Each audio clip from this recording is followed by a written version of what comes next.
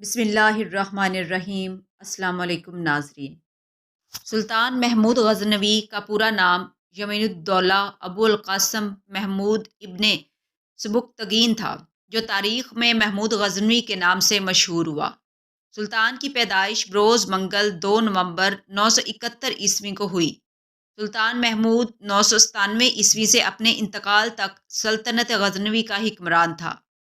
یہ سلطنت غزنویہ کے سب سے مشہور سلطان تھے۔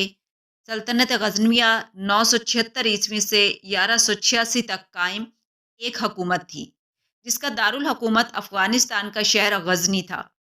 سلطان محمود غزنوی نے دنیا میں 33 سال حکومت کی اور اس وقت کا دنیا کا شجاعت اور دنیا پر اثر و رسوخ رکھنے والا دوسرے نمبر کا بادشاہ تھا۔ پہلے نمبر پر چنگیز خان تھا اور دوسرے نمبر پر محمود غزنوی تھا۔ تیسرے نمبر پر سکندر یونانی تھا۔ چوتھے نمبر پر تیمورلنگ تھا۔ سلطان کا انتقال 30 اپریل 1030 ہجری کو بمطابق 410 ہجری میں ہوا۔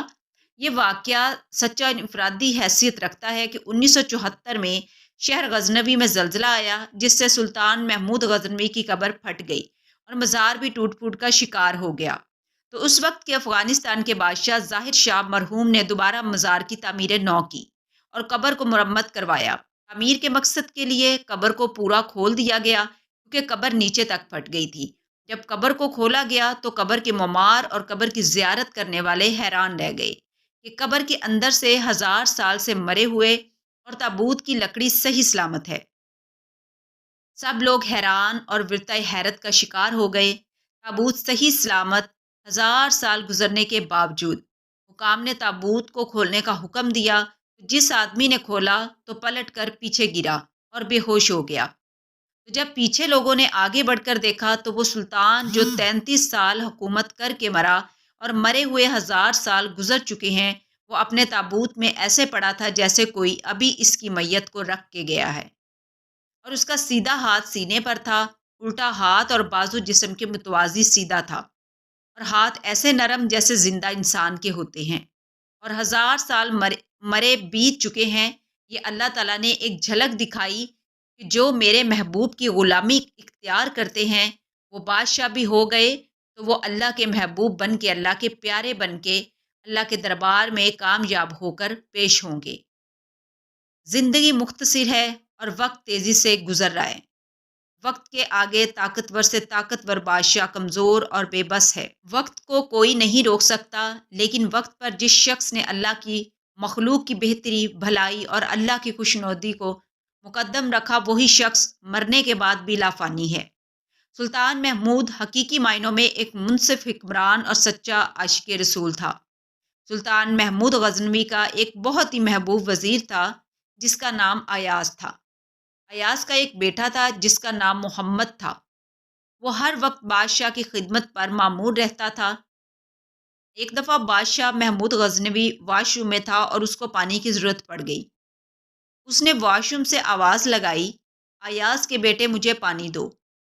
اس نے پانی دیا اور دل میں پریشان ہوا کہ آج بادشاہ نے مجھے نام سے کیوں نہیں پکارا، اور اس نے اپنے باپ ایاز سے کہا کہ آج بادشاہ سلامت نے مجھے اپنے نام سے نہیں بلکہ ایاز کے بیٹے کے نام سے پکارا ہے۔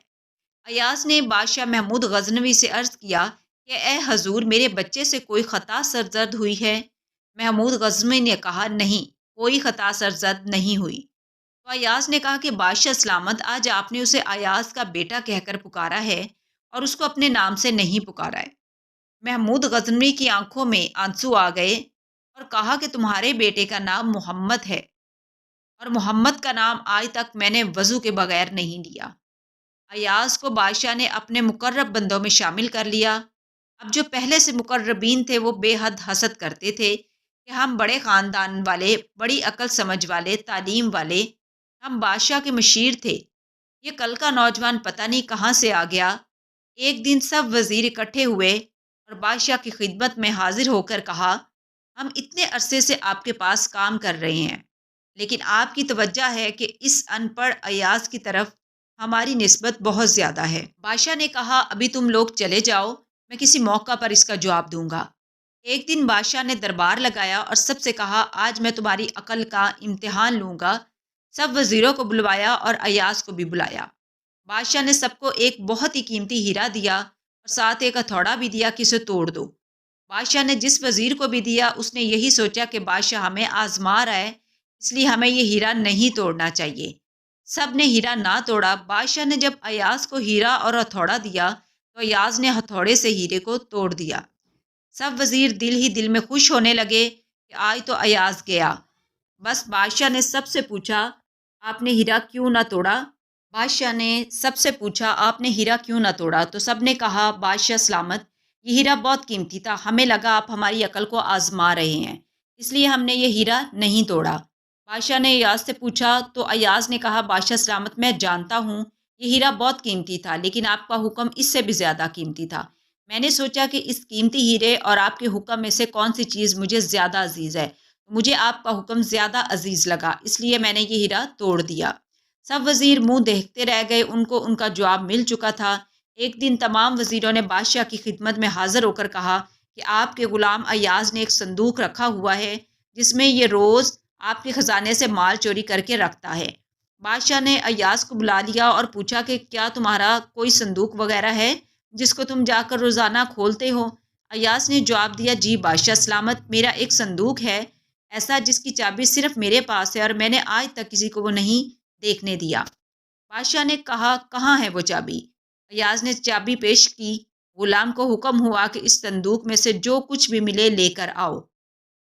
غلام چابی لے کر گیا اور صندوق میں جو سامان تھا لے کر آ گیا۔ اب سب وزیر خوش تھے کہ آج تو ایاز گیا کام سے، آج نہیں بچتا۔ جب سامان سامنے لایا گیا تو بادشاہ حیران رہ گیا۔ ایک جوتا جو نہ جانے کتنی جگہ سے سلا ہوا تھا، ایک پھٹے پرانے کپڑوں کا جوڑا جو جگہ جگہ سے پھٹا ہوا تھا۔ بادشاہ نے جب ایاز سے پوچھا تو اس نے کہا کہ بادشاہ سلامت، جس دن میں آپ کے پاس آیا تھا اس دن میرے تن پہ یہ لباس اور میرے پاؤں میں یہ پرانا جوتا تھا، لیکن آپ نے مجھے کیا سے کیا بنا دیا۔ میں روزانہ اس صندوق میں سے ان جوتوں اور کپڑوں کو نکال کر دیکھتا ہوں کہ کہیں مجھے غرور نہ آ جائے۔ اپنا آج کا وقت دیکھ کر میں اپنا پچھلا وقت یاد کرتا ہوں کہ کہیں اس غرور میں جو احسان آپ نے مجھ پہ کیے وہ بھول نہ جاؤں۔ ایک دن بادشاہ نے ایاز سے کہا کہ انگوٹھی پر کوئی ایسی چیز لکھ دو جسے پڑھ کر اگر میں غمگین ہو جاؤں تو خوش ہو جاؤں اور اگر خوش ہوں تو غمگین ہو جاؤں۔ ایاز نے انگوٹھی پر لکھ کر دیا یہ وقت بھی گزر جائے گا۔